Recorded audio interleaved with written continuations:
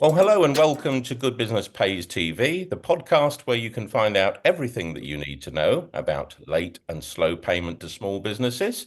This is one of a series of interviews that we do with what we call our fast paying companies, the companies that win our Fast Payer Awards, of which in 2024 there were only 275. Only 5% of the large companies get our awards each year.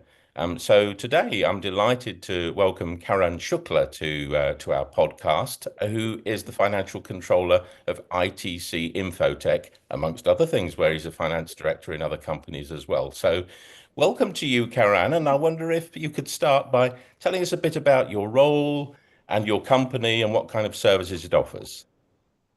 Thank you, Terry. Thanks for this opportunity. I work as the financial controller of ITC Infotech.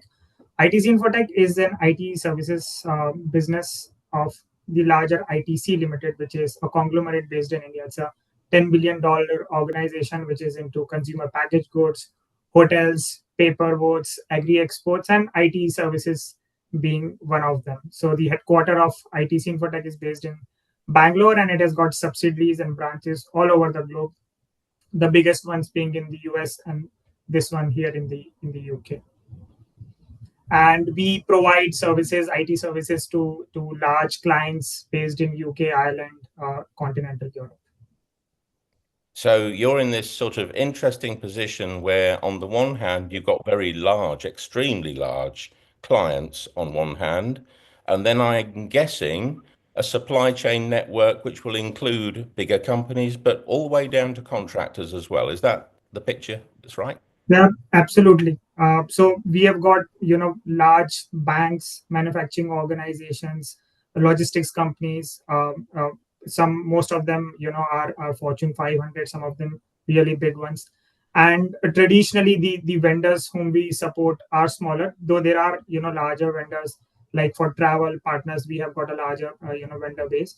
But for the contractors, as you rightly said, which forms the backbone of the IT industry, they are usually one man company or maybe a few people running a smaller organization. So it's yeah, they also form core of our supplier base.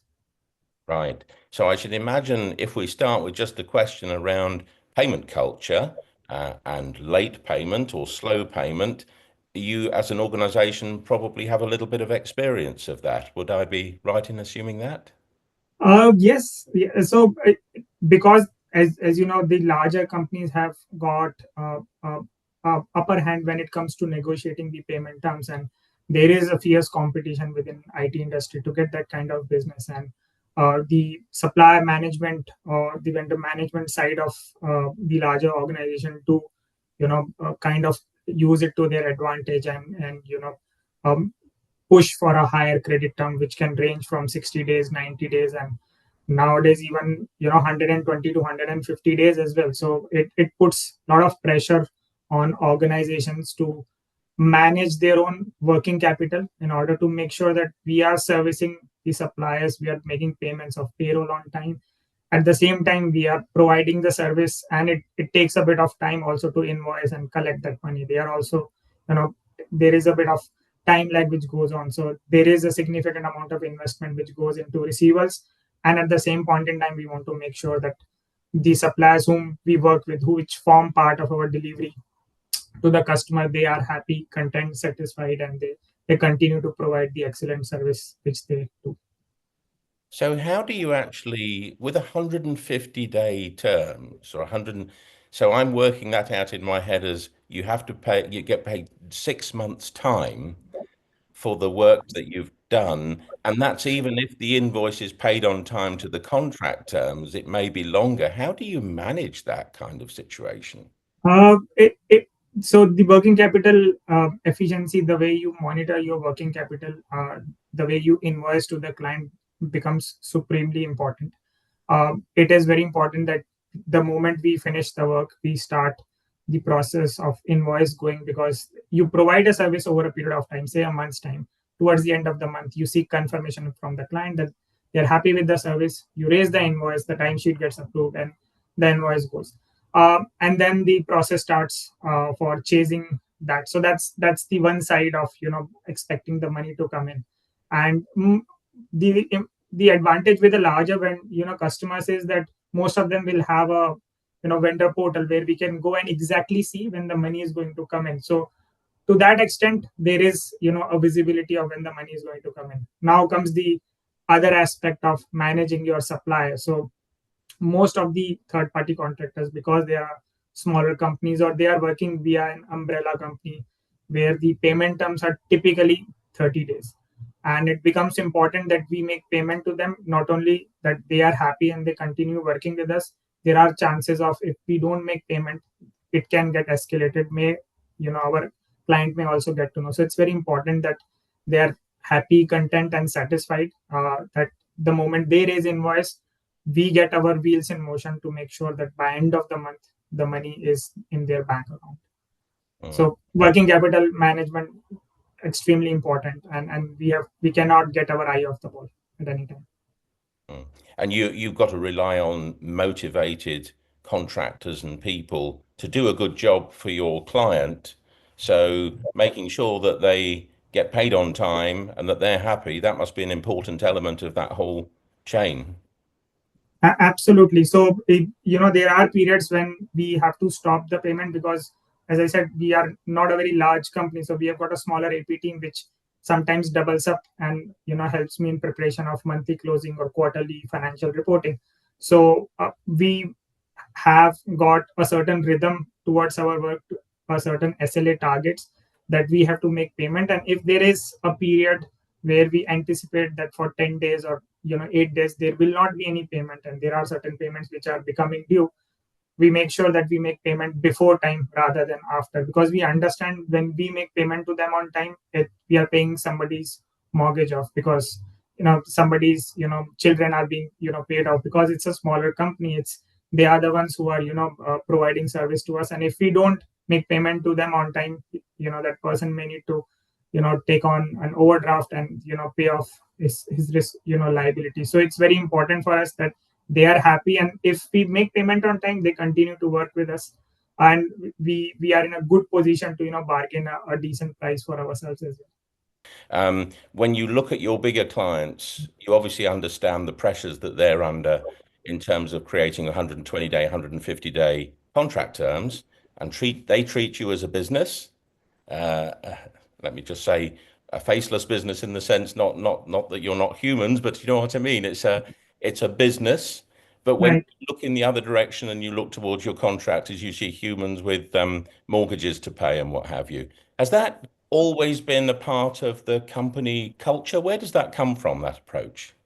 Um, it's a great question. So we are a smaller organization. So we were we are around 100 employees. So it's important for us, the people who work with us, the extended supplier network in which provides service to the client.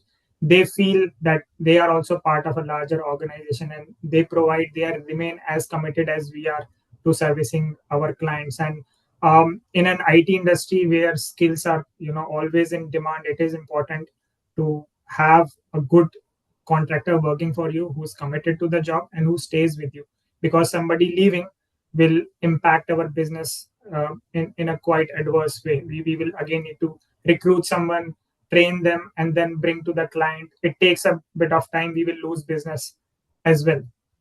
So it's important for us, the people whom we hire, whom we onboard, they continue to stay with us, and they are well looked after. Yeah, and I come from the film business actually, so I understand that in a similar situation when you're making a film, it's all about the talent, the on-screen talent, and keeping them happy. So why do you think, and obviously we're not naming any of your big clients because they're all important, but why do you think that a big client that employs ITC Infotech wouldn't also see those same people because you're bringing as a company those talented people to bear on their big projects. But it seems that at that point, that human connection is lost.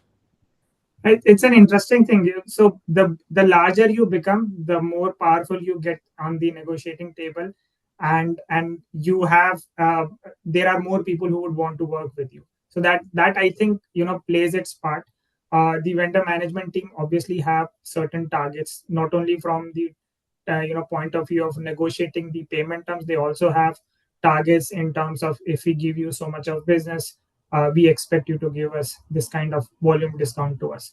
So we understand where they come from, because they are also working for an organization. They want to get the best value out of their vendors, and if you are in such kind of position, they want to maximize that to get the best value for their organization. And it's a competitive market at the end of the day. So if you want to work with a client, with a marquee client like themselves, it is important to play by their rules as well.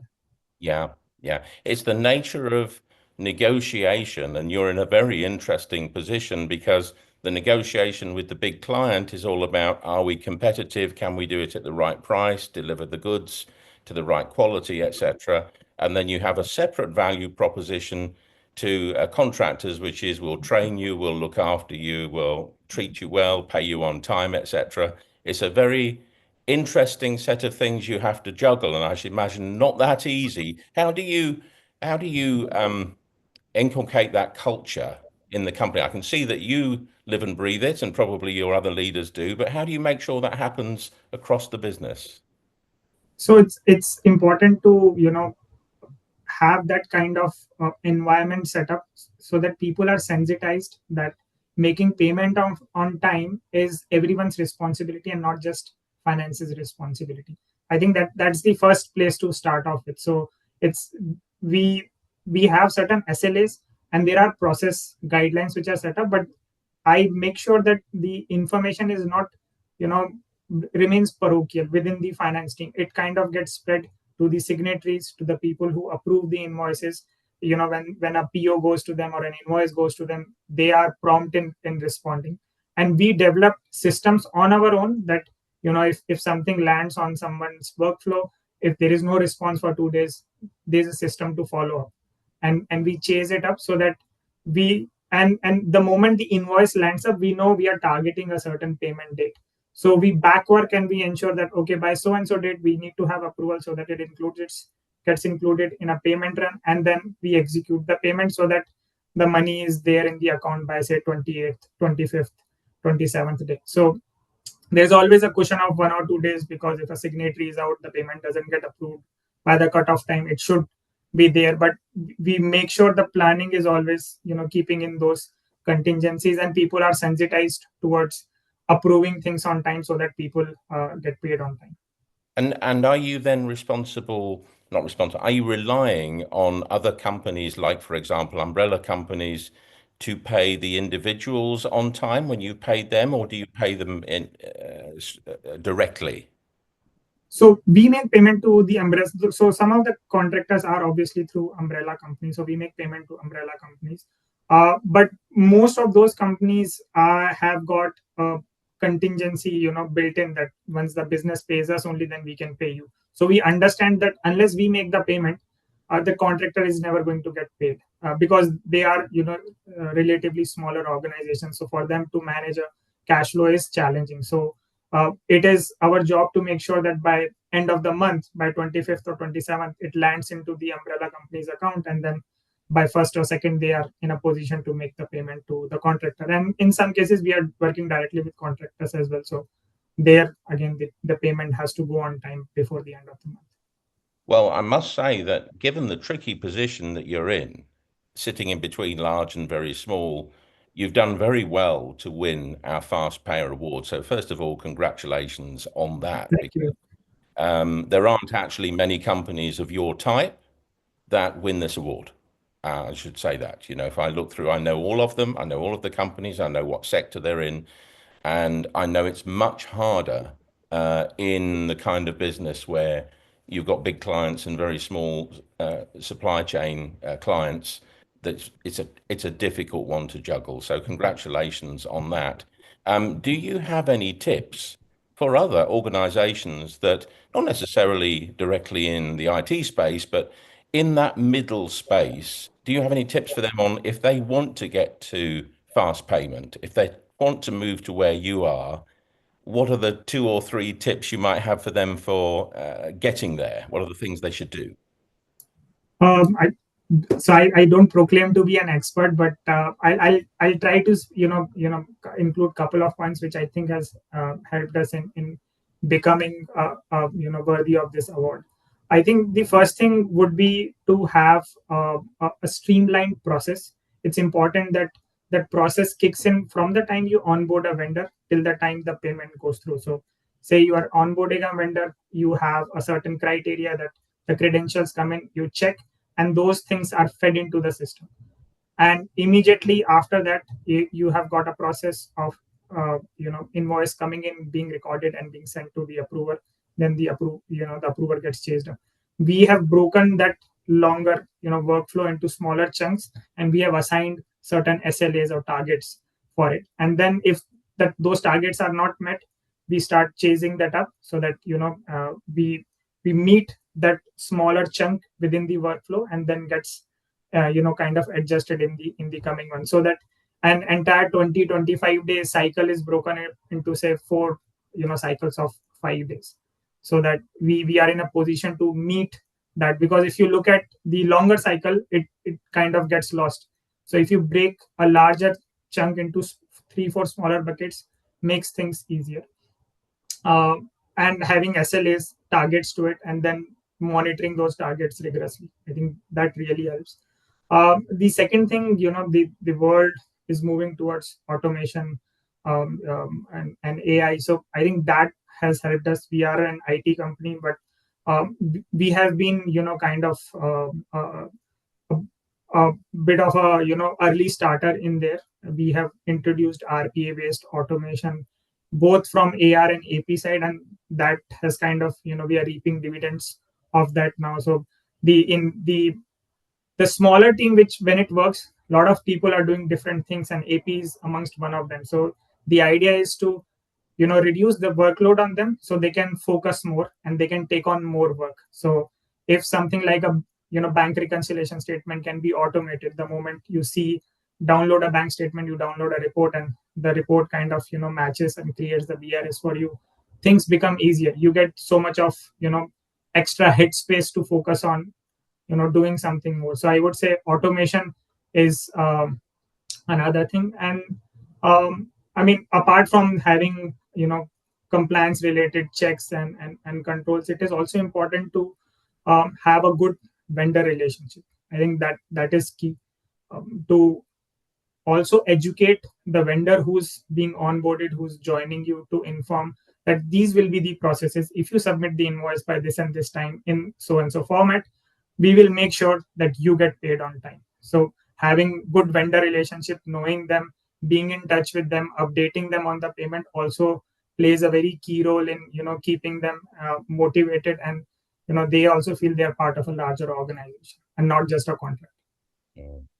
I can see that. And actually, something you mentioned earlier on, which links to that, which is it's everybody's job, not just finance's job, to make sure that vendors get paid on time, right? So, Absolutely. yeah.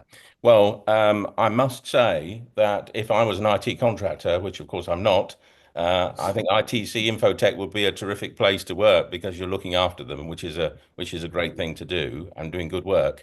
So, Karen Shukla, thank you very much for sharing all of your experience with us today. Thank you.